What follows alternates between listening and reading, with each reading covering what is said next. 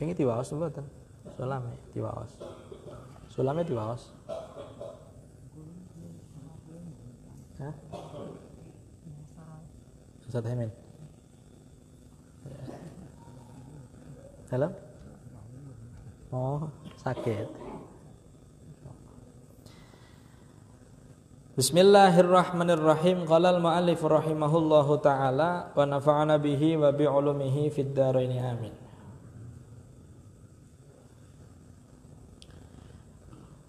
Wa 'alal haidhi wan nufasa'i hadhihi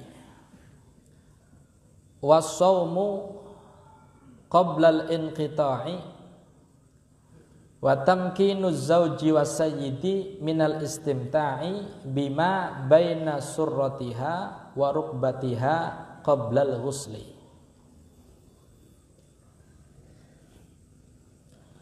Wa 'alal haidhi lan haram ing atase wong kang nyandang haid, wong wadon sing nyandang haid, wan nufasai lan wong wadon kang nyandang nifas, perempuan yang sedang haid ataupun perempuan yang sedang nifas, diharamkan bagi mereka apa saja? Opo hadhihi iki perkara 6 yang sudah disebutkan di atas tentang keharaman bagi orang yang sedang junub. Yaitu pertama, sholat. Orang haid haram melaksanakan apa? Sholat. Dan mengqadha sholat ketika haid. Jadi ana wong haid kan haram sholat. Sholatnya haram. Salatnya haram ketika haidnya sudah selesai. Seumpama saya kemarin haid 7 hari, saya tidak salat selama 7 hari karena sedang haid. Apakah boleh perempuan mengqadha 7 hari salat yang ditinggalkan karena haid? Al-Imam Ibnu Hajar mengatakan haram. Haram dan tidak sah. Haram dan tidak sah.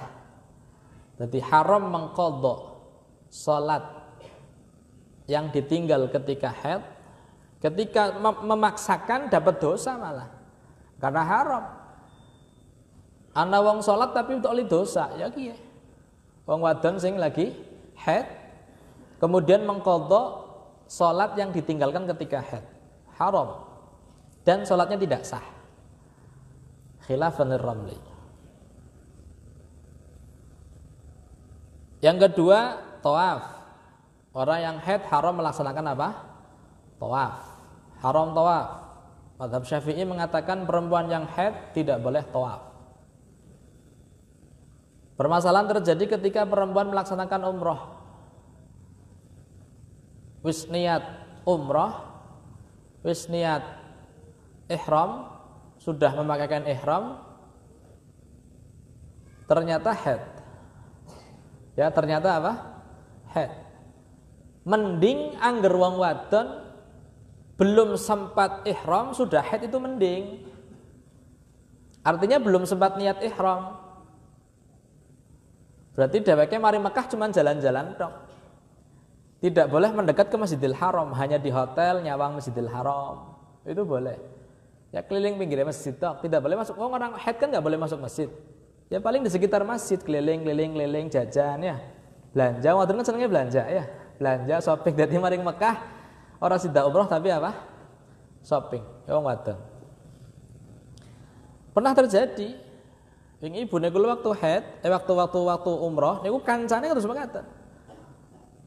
Begitu sampai pesawat haid. Aduh ya nangis oh. Aduh kitanya ora bisa umroh gitu. Akhirnya teng mriku mboten sampai ya ora salat, ora tawaf, ora apa, haram. Ya cuma nang hotel ya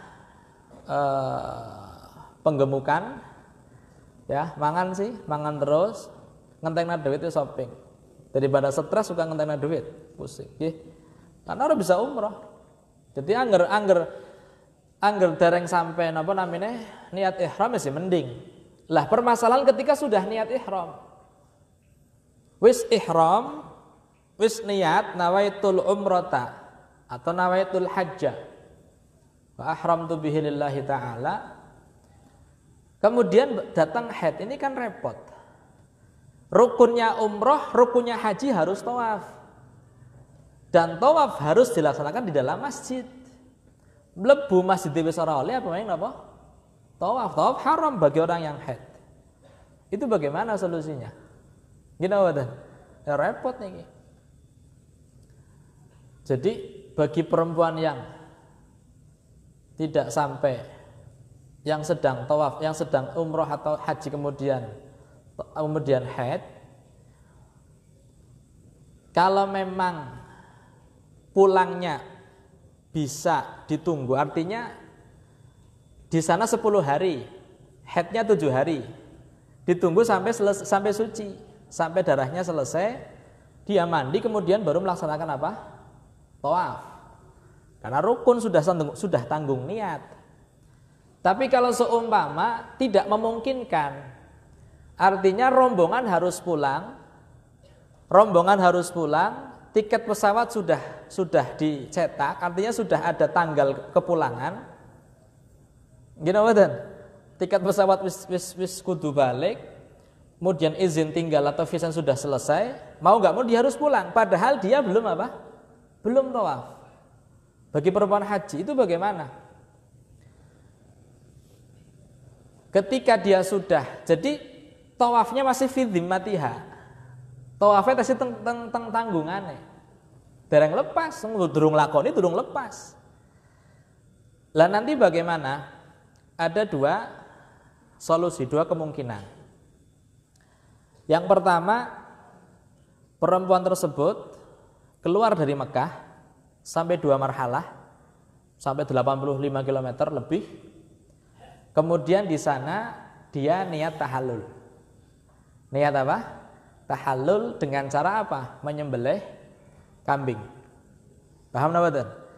Lah, dia masih punya hutang tawaf. Karena tawaf ini waktunya tidak terbatas. Jadi dia wajib untuk kalau dia memang mampu untuk pergi ke Masjidil Haram lagi, ke Mekah lagi, dia wajib melaksanakan tawaf yang belum dilakukan. Paham napa? Jadi dudu qadha ya seperti qadha ya, wis balik Indonesia tapi dheweke sudah utang tawaf sih. Ngumpulna duit maning, kudu mangkat maning, harus berangkat kembali kemudian melaksanakan tawaf yang belum dilakukan. Paham napa? Niki langkah pertama. Solusi kedua, taklid kepada Imam Abu Hanifah yang mengatakan bahwa orang yang sedang haid tawafnya tetap sah, tapi wajib menyembelih unta. Wajib menyembelih apa? Unta. Jadi tawaf dalam keadaan haid, taklid Imam Abu Hanifah. Kemudian karena dia melaksanakan tawaf dalam keadaan haid, wajib menyembelih apa? Unta. Etung-etungan nih Pak, pada baik. Si bisa nih pada baik. Sekarang gini, kalau dia pulang belum tawaf, kan dia masih punya tanggungan tawaf. Gini wadah, masih punya hutang apa? Tawaf. Dia harus berangkat lagi ke Mekah untuk melaksanakan tawaf. Sekarang ongkos dari Indonesia masalah sumpama ke Mekah pulang pergi berapa? Pesawat berapa? Dengan visanya. Tidak boleh 25 juta nggak cukup. Gini wadah. Iya. Harga unta juga diperkirakan 35 juta sampai 40 juta, 2 kali harga sapi. Tapi dheweke lepas, ora kesel mriko malih, ora bolak-balik malih. Jadi kan secara hitung-hitungan finansial sami mawon. Nyembelih onta ya antenge semono, duitnya semono nggo tuku onta sembelih. Pulang lagi ke Indonesia untuk berangkat lagi karena dia punya hutang. Uangnya juga segitu. Ditambah lagi dia tambah repot malih wis anjuk Indonesia bolak mana-maning ya kesel ning dalan juga. Paham nggih? Ya, mulai dadi wong wadon niku repot nggih. Paling nek Mas masyaallah ya alhamdulillah dadi wong apa? Dadi wong lanang. Tapi wong lanang urip dhewe kan ya kurang sempurna nggih. Butuh pendamping tetap ya. Jadi saling melengkapi. Jadi tawaf diharamkan bagi perempuan yang sedang apa? Sedang haid. Itu dua. Yang ketiga, diharamkan bagi orang yang haid juga. Mungkin bab haji enten. Insyaallah bab haji membahas tentang masalah ini ingin lebih rinci. Yang ketiga adalah membawa Al-Qur'an. Haram bagi perempuan yang haid nifas, haram membawa apa? Al-Qur'an. Kemudian juga memegang juga haram. Nggawa ya haram, ngemek ya haram. Ngemek kulitnya ya haram. Ngemek sing ana dabil-dabilnya ya haram, mboten angsal. Kemudian yang kelima, membaca Al-Qur'an. Membaca Al-Qur'an juga haram. Artinya kalau orang nggak punya wudu boleh baca Al-Qur'an dengan niat qiraah. Al-Fatihah, Bismillahirrahmanirrahim, Alhamdulillahirabbil alamin, Arrahmanirrahim. Boleh bagi orang yang nggak punya wudu. Tapi orang yang sedang haid tidak boleh membaca apa? Al-Qur'an. Ngemek ora oleh, nggawa ora oleh, maca ya ora oleh. Dengan niat apa? Qiraah, niat maca Qur'an. Kecuali maca Al-Qur'an karena niat zikir. Contohnya zikir ana wong mati, innalillahi wa inna ilaihi rajiun. Akhirnya kaget, innalillahi wa inna ilaihi rajiun. Itu kan membaca ayat Al-Qur'an. Tapi kan niatnya apa? Zikir. Tidak menjadi masalah. Atau kalimat apa namanya? Zikir-zikir kan dalam Al-Qur'an semua ya, subhanallah itu kan apa namanya ayat Al-Qur'an. Subhanallah, alhamdulillah itu kan dari Al-Qur'an. Jadi wong wadon maca subhanallah, subhanallah zikir betul napa-napa. Kemudian yang keenam, berdiam diri di dalam masjid, hukumnya haram. Iya, jadi wong junub mukuf di dalam masjid haram. Perempuan juga ketika sedang haid tidak boleh masuk apa? Masjid. Lewat juga nggak boleh. Lewat di masjid kalau memang khafat talwithahu haram. Angger meneng jelas-jelas haram, meneng jagong haram. Angger lewat tok mboten meneng. Masuk dari pintu sana ke pintu sini dilihat. Aman apa ora? Netes apa ora? Oh aman sekali. Kalau aman boleh lewat. Tapi kalau sama khawatir ada yang menetes daripada darahnya ke masjid, maka hukumnya apa? Haram. Jadi ubur fil masjid bagi orang haid haram ketika khafat talwithahu. Mafhumnya ketika lam takhaf talwithahu maka tidak apa? Tidak haram lewat. Tapi nek mukus khafat am lam takhaf tetap hukumnya apa? Haram. Jelas nggih? Jadi 6 niki hukumnya haram bagi orang haid. Ditambahi. Nah niki berarti wau sing 6 wau haram bagi orang yang junub juga berlaku bagi orang yang sedang haid ataupun nifas. Lah bagi orang yang haid ada tambahan lagi yang tidak diperbolehkan alias yang diharamkan, yaitu apa saja? Wasaumu lan puasa qoblal inqita'i ing dalam sadurunge pegote getih. Diharamkan juga bagi perempuan yang sedang haid melaksanakan puasa.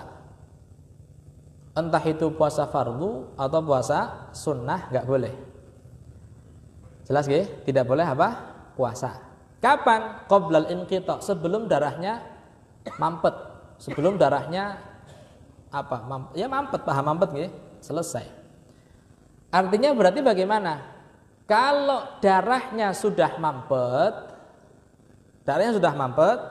dia sudah diperbolehkan berpuasa meskipun belum mandi haid. Meskipun belum mandi apa? Haid. Itu wong wadon darahnya mandek. Bulan puasa haid. Jam 11 malam atau jam 10 malam ditiliki bersih. Baru tiliki bersih dheweke niate lah ngonyong aduse sekalian sahur. Aduse sekalian apa? Sahur. Jadi dia wajib untuk sholat isya, sholat maghrib, ngowis sekalian adus, sahur, sholat isya, sholat apa? Maghrib kan wajib kabeh. Tapi dheweke jam 11 pun niat. Ya Allah kula niat ngenjang badhe puasa Ramadan, fardhu Ramadan. Nawaitu shoma ghadin an ada'i fardhu syahr Ramadhani hadhihi sanati fadlillah ta'ala. Pun niat puasa, Tapi dalam keadaan dereng napa? Dereng napa? Dereng adus, belum mandi, tapi sudah niat apa? Puasa. Karena darahnya sudah mampet. Akhirnya jam 10 turu. Barang turu bablas niate sahur badhe tangi, ternyata mboten tangi. Bablas sampai subuh. Bablas sampai napa? Sampai subuh. Berarti kan kalau sudah masuk subuh, berarti kan sudah dimulai ibadah napa? Puasa. Gini apa nggih? Gini apa nggih? Kan puasa kan dimulai dari tulu'ul fajr. Tulu'ul fajr itu kan nisbatnya berarti masuk waktu subuh. Berarti dia sekarang sudah niat puasa, sudah masuk waktu subuh, tapi dia belum mandi haid. Kira-kira puasanya terus apa betul? Terus puasanya sah, meskipun dia belum mandi. Jadi dia sekarang yang dia lakukan adalah mandi besar, mandi haid, sholat subuh, sholat qadha isya, sholat qadha maghrib. Paham napa mboten iki?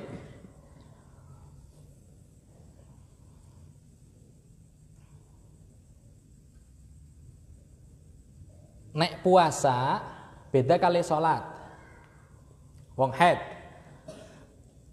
nisbate wong haid sholat haram dan juga qadhanya napa hukumnya?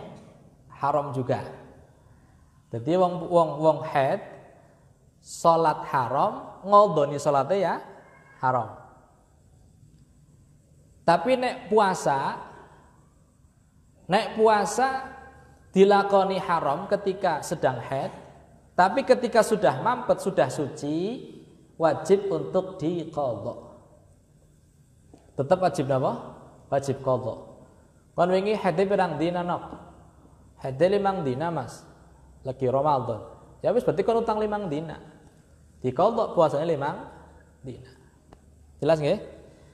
Jadi mboten kados salat ora qadha, salat berarti qadha, masa puasa diqadha. Lah, beda. Salat dengan puasa beda. Bagi orang yang haid beda. Salat haram diqadha, puasa wajib diqadha. Wa tamkinuz zauji. Lan haramaning nomor pira berarti? Nomor 8. Wa tamkinuz zauji lan ngongangaken bojo lanang, tegese mempersilahkan suami. Was sayyidi lan sayyid nisbate amat, nisbate budak. Minil istimta'i saking ngalap seneng-seneng. Bima kelawan perkara baina surratiha kang tetep ing dalem antarane wudle wadon, waruk batiha lan dengkule wadon, qoblal ghusli ing dalem sadurunge adus. Niki perlu diperhatikan bagi para suami, para istri, dan juga para suami, para calon suami dan para calon istri. Yaitu apa? Ketika perempuan sedang dalam keadaan haid, jelas nggih? Ataupun nifas, itu sing jelas yang namanya wati ataupun jima niku haram mutlakon. Haram napa? Mutlakon. Artinya mutlak bagaimana? Artinya mutlak sawaun kana bihailin amla hukumnya haram. Jelas apa mboten? Orang nganggo hail jelas haram. Angger dihaili pripun? Maksudnya hail pripun contohnya? Ya contohnya dhuwure sarung ya. Esi sarungan ditubruk bae. Dadi mlebune karo sarung-sarunge. Wah. Saya nggo masker ora katon gemboyone. Tetap hukumnya apa? Hukumnya haram. Jadi angger wati bihailin dengan hail. Hail niku berarti apa namanya hail itu apa? Aling-aling penghalang ataupun tanpa hail hukumnya apa? Hukumnya haram. Jelas sampeyan iki. Nisbate wati. Kalau tidak sampai wati bagaimana? Tidak sampai jima, wati niku jima. tidak sampai berhubungan badan itu bagaimana? Teng mriki dipun jelasaken bahwa haram namanya istimta. Istimta di antara pusarnya perempuan dan lututnya perempuan. Artinya istimta itu apa sih? Ini kalau terangkan terus berkata, para ulama berbeda pendapat di dalam masalah ibarah ataupun tulisannya. Pengibaranya beda pendapat. Satu pendapat yang diharamkan adalah mubasyarah. Apa? Mubasyarah. Apa itu mubasyarah? Mubasyarah niku bersentuhan langsung kulit dengan kulit. Niku namanya apa? Mubasyarah. Jelas mboten niki? Ulama yang lain menggunakan istimta. Istimta itu apa sih? Istimta itu amrih ngalap seneng-seneng. Menikmati itu namanya istimta. Bedanya apa antara mubasyarah dengan istimta? Niki kalau contohkan harus sebagatan. Angger nderek ulama sing ngomong bahwa sing diharamaken mubasyarah bersentuhan kulit langsung, maka di situ ketika laki-laki tangannya menyentuh paha istrinya langsung kados mekaten dengan tangan atau dengan dhahrul kaf ataupun dengan pipi ataupun geleng, walhasil langsung bersentuhan dengan pahanya perempuan istrinya. Kalau ibarahnya mubasyarah maka haram. Baik di situ ada syahwat ataupun tidak ada syahwat. Paham nggak? Karena yang diharamkan adalah mubasyarah, bersentuhan kulit langsung. Nyong ngemek tapi langkah syahwatnya sih. Kayak pepune wong kanton di mek, haram nggak mboten? Ketika menggunakan kalimat mubasyarah maka haram. Meskipun tidak menggunakan apa? Syahwat, tetap hukumnya haram. Karena yang diharamkan adalah apa? Mubasyarah. Paham nggak mboten niki? Lah, istimta itu apa? Istimta itu menikmati, amrih senang-senang tegese menikmati. Akhirnya bisa dipaham seperti ini. Wong lanang maring bojone. Istimta itu kan nggak harus bersentuhan kulit langsung. Seseorang melihat istrinya dengan mata, kemudian dia menikmati, itu sudah termasuk istimta. Paham nggak niki? Nok, niki cerita hukum nggih, cerita hukum. Nok, nacak len, buka pakaiannya kon. Panapa mas? Buka. Ketika dibuka, kemudian melihat pahanya istri dengan mata dan dia menikmati, dia bertakhayul, dia berangan-angan, membayangkan hal-hal yang berimajinasi ya. Anak apa sih mas? Niku haram napa mboten? Haram napa mboten? Angger ngomongna istimta maka melihat pun haram. Tapi kalau yang ikut qaul mubasyarah melihat pemandangan semacam itu dengan menikmati tidak haram. Paham napa niki? Karena yang diharamkan mubasyarah. Jadi mubasyarah bersentuhan kulit, ora syahwat be haram apa maning syahwat. Paham napa niki? Tapi kalau menggunakan teng mriki kitab Sulam Taufik kalimatnya menggunakan kalimat apa? Istimta. Berarti kalau istimta ngalap seneng-seneng meskipun tidak dengan mubasyarah. Tapi sampean tinggalin teng syarah. Wal istimta'u bi wal muradu bihi al mubasyaratu. Jadi tidak menafikan istimta yang dimaksud dalam hal ini adalah mubasyarah. Berarti istimta hanya dengan melihat kemudian menghayal tidak sampai derajat haram. Paham napa mboten niki? Sing haram nyentuh langsung, nyentuh area paha ketika sedang haid, dengan syahwat atau tidak syahwat, hukumnya apa? Haram. Paham napa mboten niki? Berarti kalau seumpama lagi turu sikile numpang. Paham napa mboten niki? Lah numpange wadone sananan lagi turu. Nok. Kon kan lagi haid, ya Mas. Turune celananan. Akhirnya kan celananan nganggo apa namanya? Nganggo celana. Sikile numpang.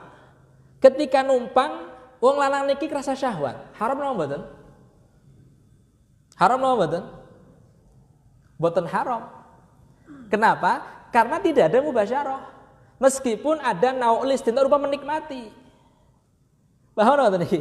Jadi antara kalimat istimta dengan mubasyarah itu fihi umum wa khusus. Yang muktamad yang mana, Beb? Yang muktamad yang diharamkan istimta mubasyarah. Qaul yang paling muktamad yang diikuti oleh mayoritas ulama adalah qaul mubasyarah. Artinya yang diharamkan adalah bersentuhan langsung. Baik di situ dengan syahwat ataupun tidak ada syahwat. Di sini kalimat wal istimta'u al-murad bihi ay al-mubasyaratu. Paham napa niki? Ngalap seneng-seneng dengan cara mubasyarah, bersentuhan langsung kulit dengan kulit, hukumnya haram. Bima baina surratiha wa rukbatiha. Jadi antara pusar dengan lutut adalah area terlarang ketika perempuan sedang haid. Paham napa niki? Selain itu tidak haram. Dhuwure wudel ngisore dengkul mboten haram. Sing haram area niku tok. Paham napa niki? Jelas napa niki? Liyane halal. Pandiabakna halal. Nisaukum harthul lakum fa'tu harthakum anna syi'tum. Temen kan anna kan dzaraf. Gini mboten? Anna kan dzaraf. Lah dia dzaraf itu ada dzaraf makan, ada dzaraf zaman. Ana waktune kapan harus dicangkul? Ngene apa nggih? Dan juga ada makannya di mana. Kan nggak boleh. Wong sawahnya terserah apa dicangkul ngendi bae. Ya nggak boleh lo ning dalan dicangkul. Ya nggak boleh kelihatan orang banyak nggak boleh. Gini mboten? Deleng waktu, deleng apa? Deleng tempat. Selain itu silahkan. Selain apa namanya? Area terlarang itu silahkan. Jadi pandolanan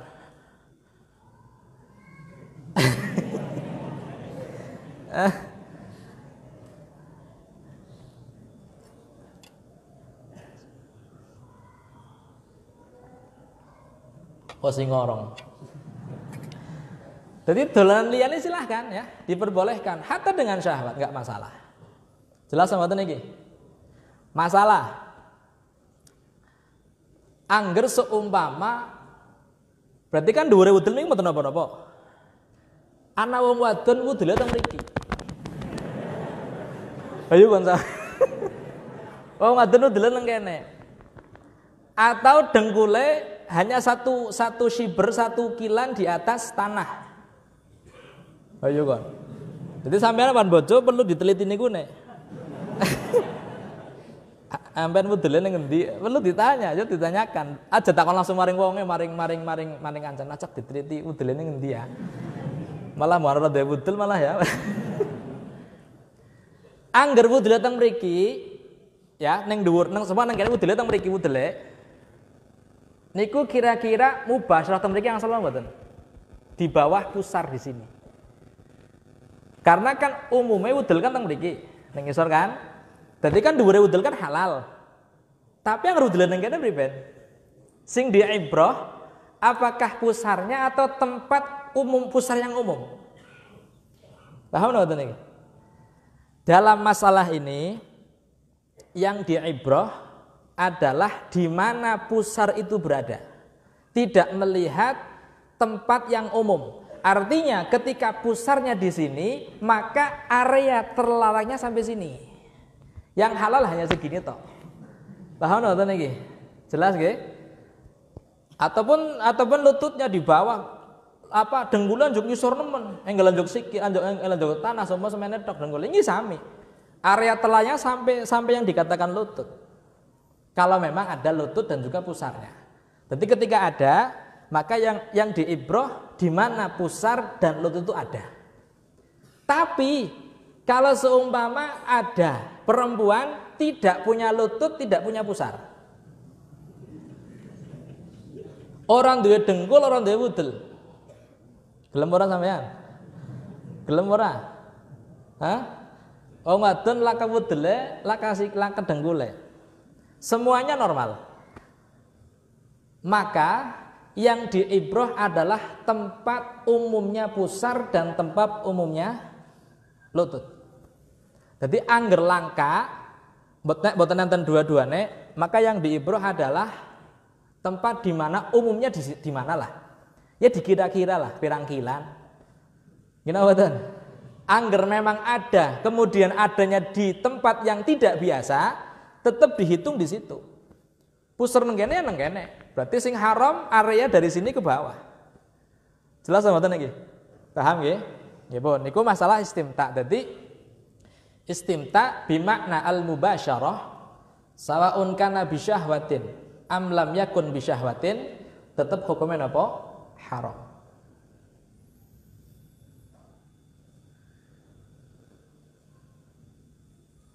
Jelas nggih, Pak nggih?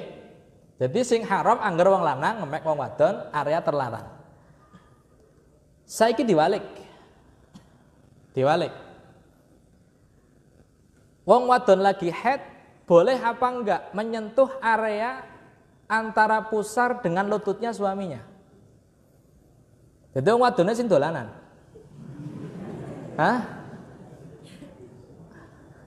Sing guyu ya berarti cokan ya, sing menang wae berarti cokan. Aduh, ayo ngrasane nyong ya. Angsal betul. Wis mau. Terus Imam Ibn Hajar dideleng sing mengkondisikan siapa?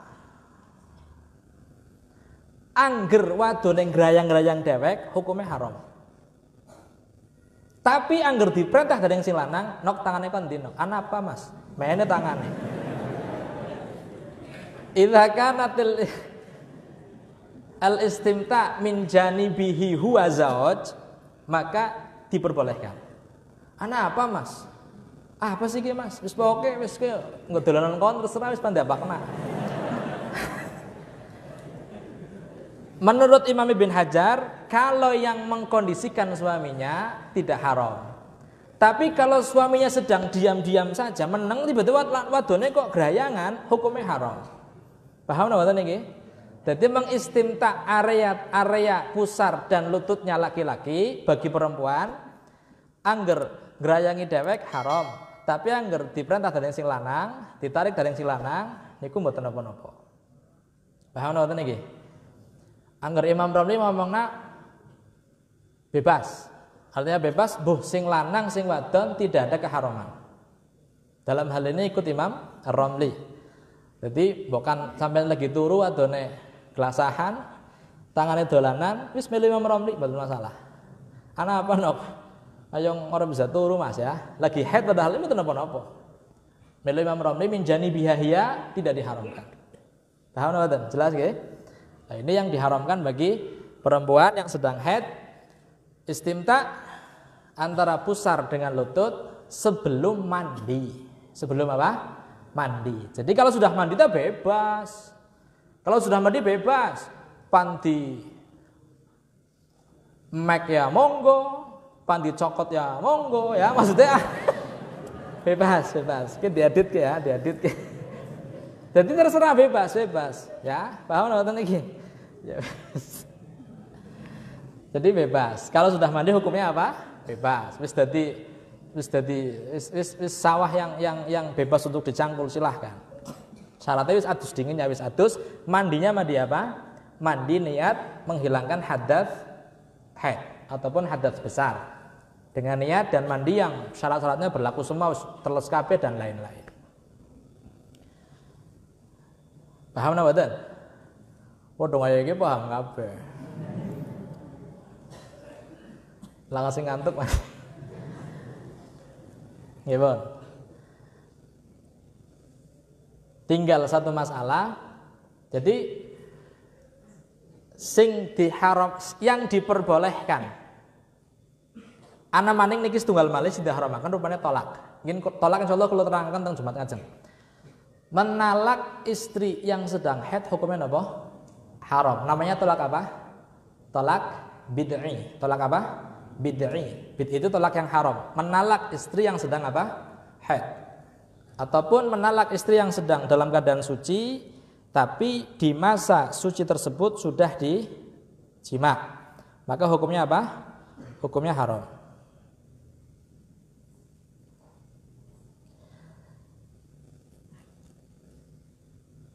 Satu masalah seperti ini. Yang tidak diharamkan bagi perempuan haid dan sudah selesai, darahnya sudah mampet tapi belum mandi. Yang diperbolehkan satu tadi berpuasa. Artinya puasanya sah meskipun belum mandi. Yang kedua tolak. Tolaknya tidak menjadi tolak bid'i lagi. Lanangnya takon, wis suci nok, wis mampet mas tapi durung adus, kontak pegat. Ngomong kontak pegat iki dadi tolaknya tolak sunni, bukan tolak bid'i lagi. Artinya laki-laki tersebut tidak terkena hukum haram tolak. Jelas nggih? Yang ketiga, yang diperbolehkan meskipun belum mandi adalah al-uburu fil masjidi, lewat masjid. Kenapa tidak diharamkan? Karena betul-betul sudah lam takhaf talwithal masjid. Tidak khawatir mengotori masjid. Ngotori apa nek wong gedhe wis mampet. Meskipun durung apa? Durung adus, ubur lewat masjid mboten napa-napa ada masalah. Itu yang ketiga. Yang keempat, yang tidak diharamkan adalah mandi dengan niat raf'il hadats atau raf'i hadatsil haid. Itu kan mandi wajib. Mandi wajib kan ibadah. Kenapa nggih? Artinya yang keempat ya jelas-jelas mandinya sudah diperbolehkan, artinya dengan niat menghilangkan apa? Hadas. Karena ketika darah belum mampet, dia mandi pun tidak sah mandinya. Dolanan malah bisa dikatakan haram, kena dosa. Karena dolanan untuk gena-gena lagi haid kok adus niat zina, niat apa? Niat ngilangi hadas haid mboten angsal haram hukumnya. Paham nggih? Tapi wong wadon lagi haid bisa melakukan satu ibadah mandi dan dapat pahala. Yaitu ketika perempuan haid kemudian memandikan mayit perempuan. Ana wong wadon mati, kan sing kados wong wadon. Lah, yang memandikan orang haid. Ketika selesai memandikan mayit, itu kan disunahkan bagi orang yang memandikan mayit untuk mandi. Al-ghuslu li ghasilil mayit, kan itu sunnah mandi. Bahkan Al-Imam Rafi'i mengatakan lebih afdol daripada mandi Jum'ah. Al-Imam Nawawi mengatakan Jum'ah lebih afdol. Al-Imam Rafi'i mengatakan ghuslu li ghasilil mayit itu lebih afdol daripada mandi Jum'ah. Jadi meskipun perempuan tersebut adalah perempuan yang sedang haid, setelah memandikan mayit dia mandi sunnah. Niatnya apa? Sunnah adus. Nawaitul ghusla sunnatan lillahi ta'ala. Biur. Meskipun dia sedang haid, tetap dapat apa? Pahala kesunahan mandi setelah memandikan apa? Mayit. Jelas nggih? Nipun insyaallah masalah tolak bid'i, tolak sunni, dan meskipun dalam keadaan haid juga ada tetap hukumnya sunni, bukan bid'i. Insyaallah dibahas tentang Jumat ngajeng, mudah-mudahan panjang umur, sehat walafiat, panggih malih insyaallah. Amin Allahumma. Mudah-mudahan bermanfaat, manfaat fid din wal akhirah. Amin Allahumma. Amin. Bismillahil Fatihah. Bismillahirrahmanirrahim. Alhamdulillahirabbil alamin arrahmanirrahim maliki yaumiddin. Iyyaka na'budu wa iyyaka nasta'in ihdinas shiratal mustaqim. Shiratal ladzina an'amta 'alaihim ghairil maghdubi alaihim waladdallin. Rabbighfirli wa li Bismillahirrahmanirrahim. Wa sallallahu ala sayyidina Muhammadin wa ala alihi wasallam. Falillahil hamdu rabbis samawati wa rabbil ardi rabbil alamin wa lahul kibriya'u fis samawati wal ardi wa huwal azizul hakim. Allahumma ij'al thawabaha liwalidayya ya maliku ya qadiru ya man la syarika lahu wa la wazira salli ala Muhammad nabiyyi wa ighfir li wa liwalidayya wa sallallahu ala sayyidina Muhammadin wa ala alihi wasallam. Alhamdulillahirabbil alamin. Assalamualaikum warahmatullahi wabarakatuh.